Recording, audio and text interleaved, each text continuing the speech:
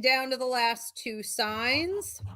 Here we go for Aquarius. So, Aquarius, sun, moon, or rising. What am I getting for you in 2024? I feel you really trying to dig and harvest some new goals, opportunities, some payout for yourself. And some of it just feels like exploration, new adventure. I'm not really sure what I'm going to dig out of this earth, but there is definitely harvest in there to be had. Now, that's coming up more in the middle bit of the year. So, between the second quarter going into the third, that would be a good time for you to harvest your crops in life. That would be a good time for you to ask for a raise. That would be a good time for you to launch a new project. That would be a good time for you to be open to anything that you've been asking for from the universe. So if you have like a vision board, a manifestation list, a goal, list of goals, or you even want like a new relationship, whatever it is, that's the time for you.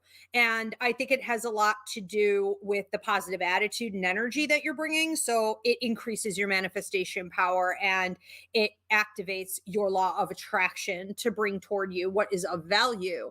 I also think that those of you who are looking to do something new with your money, with your career, with your resources, with your investments, going into that third quarter could be a good time for you to do that. Now, even if you don't see immediate payout, that's really when you're supposed to be like wetting the palate. That's when you're supposed to be doing the research. That's when you're supposed to be having the right conversations with the right people. And it will eventually play out, even if for some of you it takes about 5 months. But what we're seeing there is like a diamond in the rough type of a situation. And so long-term investment, long-term prosperity coming in.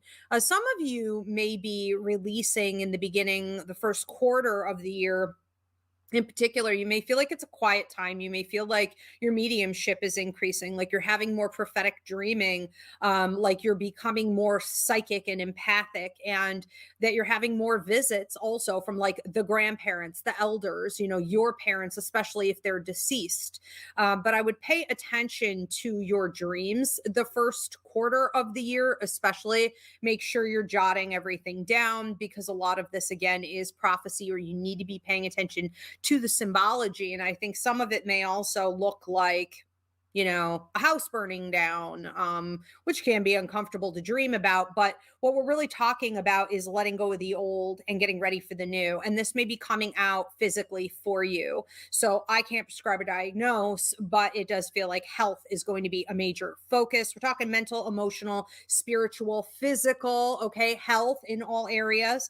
That first quarter. And many of you may also be doing this with relationships. And so you may be saying, like, relationship health is really important to me. I'm prioritizing it like I never have, because when I don't, it affects me negatively. And I'm not doing that anymore. So, especially between the first quarter going into the second, we could see a relationship or relationships that are dysfunctional exiting, and better ones coming in, or the ones that are of value needing. And, you should be investing more in those.